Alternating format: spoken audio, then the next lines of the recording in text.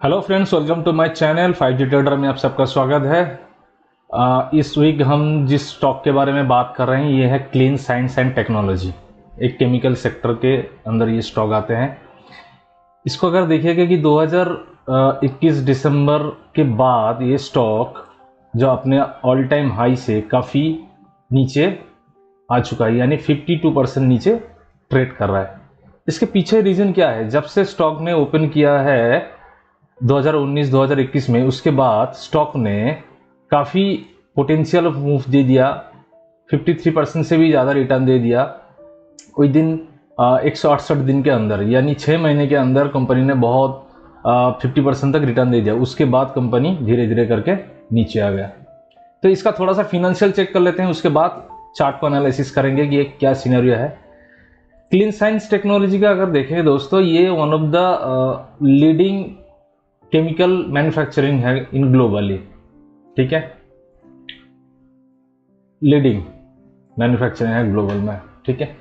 तो इसका अगर बाकी पार्ट अगर देखें, जैसे कि इसका फिनेंशियल पहले देखते हैं।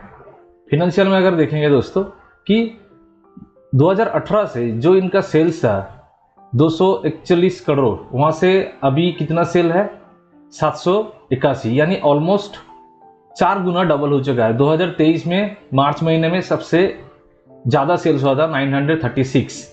उसके हिसाब से अगर देखें प्रॉफिट, जहाँ पे 2018 में उसका प्रॉफिट था 49 करोड़ ओनली, वहाँ से 2023 में बढ़ के कितना हुआ था 295 करोड़, तो करीब 5 टाइम्स 6 टाइम्स ज़्यादा हुआ था। अभी 2000 TTM यानी 2023 के बाद इनका सेल्स थोड़ा सा डाउन है। देखिए दोस्तों, हर स्टॉक में लगातार रैली आने के बाद थोड़ा सा पॉज आता है सेल्स में, नेट प्रॉफिट में। उस स्टॉक में पर्टिकुलर नहीं है ये। अगर देखेंगे केमिकल सेक्टर लास्ट 1-2 साल से कुछ खास परफॉर्म नहीं किया है। उसका रॉ मटेरियल प्राइजेस इंक्रीज हो जाना, उसकी वजह से पूरा सेक्टर में इसका इम्पैक्ट आया है। आप अगर टाटा केमिकल का देखोगे, उसका भी अगर आप सेल्स देखोगे, नेट प्रॉफिट देखोगे, तो इसका भी 2023 में जो सेल्स था उसके बाद 2023 के बाद इसका भी सेल्स डाउन हुआ है। जो नेट प्रॉफिट था उसका भी नेट प्रॉफिट डाउन हुआ है।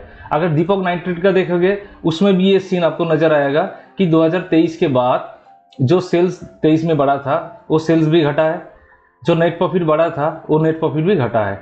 यानी ये जो क्लीन साइंस एंड टेक्नोलॉजी जो हुआ है 2023 के बाद, ये सिर्फ पर्टिकुलर इसी स्टॉक में नहीं हुआ है, पूरा सेक्टर के अंदर हुआ है।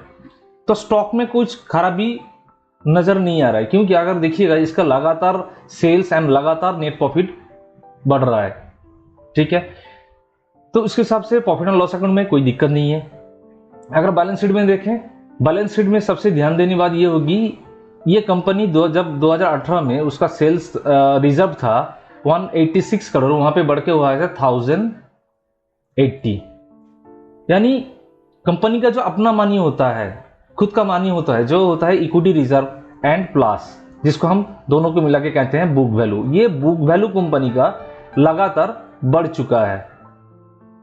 और सेकंड थिंग्स, इसमें सबसे इंपॉर्टेंस है बैलेंस शीट में ये है, ये company totally borrowing free company है, यानी डेट फ्री कंपनी। ये सबसे ध्यान देनी बात होगी बैलेंस शीट में, ठीक है। तीसरा क्या है? Fix asset. फिक्स एसेट जहां पे 2018 में इसका 102 करोड़ था, वो अभी बढ़ के हो चुका है कितना 452 करोड़। और CWIP हम क्या देख रहे हैं कि करीब 139 करोड़ अभी भी काम हो रहा है कंपनी के अंदर, ठीक है। तो यानी कंपनी जो अपना प्रोडक्टिविटी है उसको बढ़ा रहा है लगातार, ठीक है। इसमें ये पॉजिटिविटी है। अगर इसका रिटर्न देखें, यानी अगर आप इसका ROCE देखें 44% से ऊपर है, यानी कोई भी कंपनी अगर 20% से ऊपर अपना ROCE है तो बहुत ही अच्छा है। अगर कोई भी कंपनी, जैसे मैं हर वीडियो में कहता हूं, अगर कोई भी कंपनी अपना ROCE अगर 5 साल से 30% से ऊपर है तो कंपनी नो डाउट एक पोटेंशियल कंपनी है और मार्केट से अच्छा खासा प्रॉफिट कमा रहा है, ठीक है। तो फाइनेंशियली ये कंपनी अच्छा है, ठीक है। इसमें थोड़ा दिक्कत आया था उसमें जब 2022 दिसंबर में, यानी क्वार्टरली रिजल्ट हम देखें 2022 दिसंबर में, जो इसका नेट प्रॉफिट आया था 84 करोड़, 2023 दिसंबर में उसका नेट प्रॉफिट घटा है। जैसे हम एनुअली देख रहे थे, 2023 के बाद इन लोगों का जो सेल्स, क्वार्टरली सेल्स और नेट प्रॉफिट है, ये पहले क्वार्टर से थोड़ा कम नजर आया है। जैसे 2000 जून में अगर देखेंगे, 22 जून में जो सेल्स था 234 करोड़, वो घट के हो चुका है 188 करोड़। तो ये जो सेल्स घटा है, ये सिर्फ इसी स्टॉक में नहीं, इस केमिकल सेक्टर में जितने सारे स्टॉक है उसमें ये इंपैक्ट आया है। ठीक है, अभी अगर इसका वैल्यूएशन देखें, यानी अगर इसका पी रेशियो देखें, कितना पी में चल रही है कंपनी अभी, 55.8। ठीक है, तो इसका अगर हिस्टोरिकल पी देखें, हम हिस्टोरिकल पी देखें, ये जहां पे 2022 जनवरी में जहां पे इसका पी कितना था, 138 करोड़, यानी इस लेवल पे इन लोगों का सेल्स कितना था, 138 पी था। इसलिए इतना हाई वैल्यूएशन पे कभी भी बिग प्लेयर किसी स्टॉक को बाई नहीं करते हैं। हाई वैल्यूएशन पे बिग प्लेयर या ऑपरेटर उस स्टॉक को सेल करते हैं। अभी कितना आ गया, अभी आ गया है 58। अगर इसका हिस्ट्रिकल पी चेक करें तो ये 5 साल का, अगर 10 साल का अगर हिस्ट्री चेक करें, कितना है, 64 एवरेज पी। अभी कितना चल रहा है, 58 या 55। अगर 5 साल का एवरेज चेक करें, कितना है 5 साल का पी, कितना है 64.5। अभी कितना चल रहा है, 55.8। तो अंडर वैल्यूएशन के हिसाब से अभी ये कंपनी रन कर रही है, क्योंकि इसका अर्निंग पर शेयर बढ़ चुका है। 2023 के बाद अर्निंग पर शेयर बढ़ चुका है।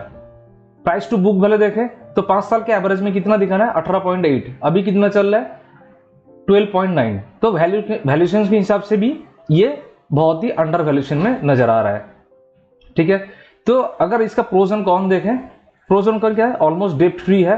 43.3% सीएजीआर के हिसाब से 5 साल से ये प्रॉफिट अर्न कर रहा है। आरओई इतना ट्रैक रिकॉर्ड है कि 36.4% से ये आरओई अपना रिटर्न जनरेट कर रहा है। ठीक है, और हेल्दी डिविडेंड भी दे रहा है, 55.6% के हिसाब से डिविडेंड भी दे रहा है।